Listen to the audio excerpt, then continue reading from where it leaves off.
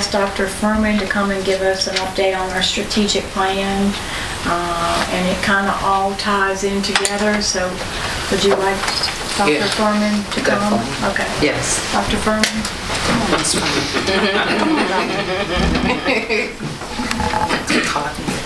Feel free to chime in anytime. Okay, the strategic plan is constantly updated. It's kind of a work in progress, and I think you all had a copy at the beginning of the year. It's the framework for leadership and assistance for goals and needs of both students and educators. And there are several components. I try to think of it like departments: instruction, technology, student support services, finance, food service, maintenance. So each kind of department has objectives. So I will focus on the technology and the instruction, since that's what I've been most involved with this year. With instruction, we have continued at all 3 schools to focus on college, career, and civic readiness, which coincides with the Profile of Virginia Graduate and the 5 C's. Edgemont, they've had Career Day, and they've had Introductions to Careers, JWIS, Career Exploration, and the high school, the Career Investigations course. We also are continuing the reading and literacy strategies at all 3 schools, K through 12. We continue to monitor student progress and growth by using various tools such as our benchmark assessments, performance-based assessments, data analysis for student achievement. We have also, this year, we've begun to use the Comprehensive Instructional Program. And if you all came to the Professional Development Day on January 4th, Dr. Matthew Hurt from Wise County, who is in charge of the Comprehensive Instructional Program, actually did a session with each group, and then he did an extensive session workshop with the Edgemont teachers that afternoon. And it was very nice when we did SOLs in December, because we had updates daily where he had kind of crunched numbers for us, and we could see exactly where we stood day by day. Also with the CIP program, there are lesson plans, pacing guides for the content areas at all grade levels, and some of the teachers have already begun to use those as well. We have had some professional development sessions with some teachers on how to make sure our curriculum is aligned, the written, taught, and assessed curriculum, to the framework at Department of Education. We have revised pacing guides and lesson plans to all current standards and upcoming new standards.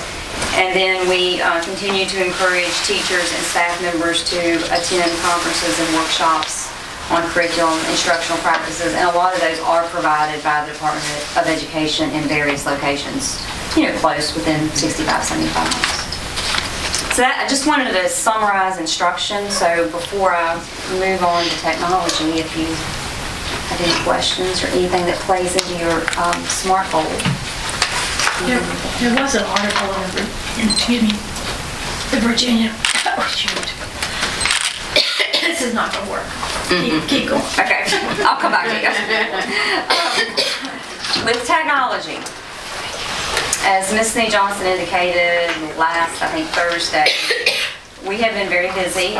We do have a new staff member, and he is very eager to learn and very vivacious and energetic. And our first order of business was to just allow him to assess and see what we have with our infrastructure, with our network, our LAN, and also our wireless network in all 3 buildings. So with the assessment and things that we looked at with the infrastructure and wireless network, we want to purchase more equipment, more Chromebooks, more devices for students. But before we do that, we have to make sure we have everything in place. And we don't want to add 175 Chromebooks and then the wireless doesn't work. So with the assessment that we've done internally, we are going to kind of upgrade, centralize some things on switches, on routers for traffic, so when we test with Chromebooks, especially at the high school, that it's smooth and we make sure we don't have any glitches. And I think fairly confidently with the principals will be able to accommodate the Chromebook requests I have a quote now for some at each grade level, beginning in 3rd grade through 7th grade, and then we'll have more for the high school. And the VPSA money, the reason we have, or schools have VPSA money is for testing online and testing with handheld devices like Chromebooks. So that's the purpose to have that. And you can upgrade your network to accommodate the devices. Also, we last week we filed an E-rate 470 form to purchase switches, and that's an 80-20. E-rate pays 80% if you are awarded. It's not a grant. It's money that's 80%. You have to have a 20% match, which is maybe VPSA. So a lot of work on the back end, work that people don't see, to have things ready for the Chromebook and the additional devices and equipment. How many Chromebooks do we have at the high school now? Let me answer that with Chromebooks and tablets. Okay. Not laptops, just okay. like the Asus or Asus tablets. Roughly about $375, and that's not counting laptops. Okay. So think about it, if we line the entire student body up and we all our devices in a pile, we can hand each kid a device. Okay. To use in school. And you know, a lot of, we're looking at applications to move to the cloud, you know, cloud-based, Google, email, but these projects are big projects, and you know, they can't be done with school in session. You know, I've talked to Ms. St. Johnson about spring break, and we may want to do a few things over our break in March and then spring break in April, because you just can't do things of that magnitude in school session. Just to give you an example, a switch, an appliance, to kind of route our traffic differently, to have a more robust environment, it's like $21,000. One piece of equipment. Of course, you know, it will pay big dividends in the end. Definitely. Yeah. So is that cost an 80-20? That would be a VPSA cost. There's VPSA monies, local technology, and then E-rate. So that would come out of the funds that are allocated to us. That's been $128,000 plus a 20%. VPSA, Virginia Public School Authority. But there are there are 5 categories of VPSA.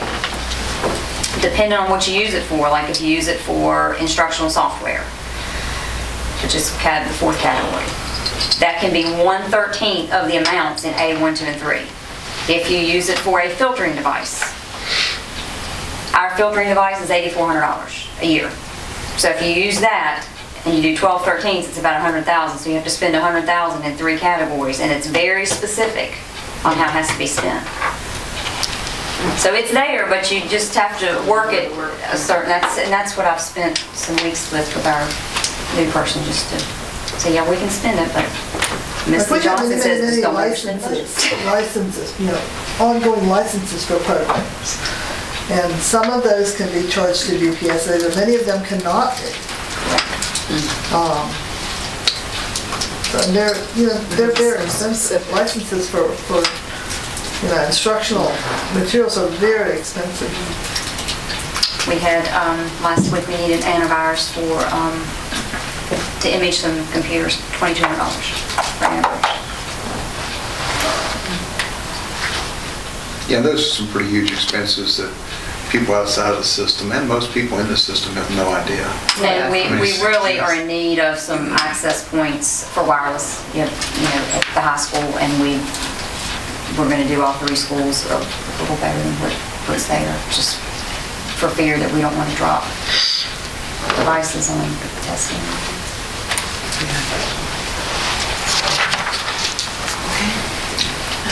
Any more questions? No.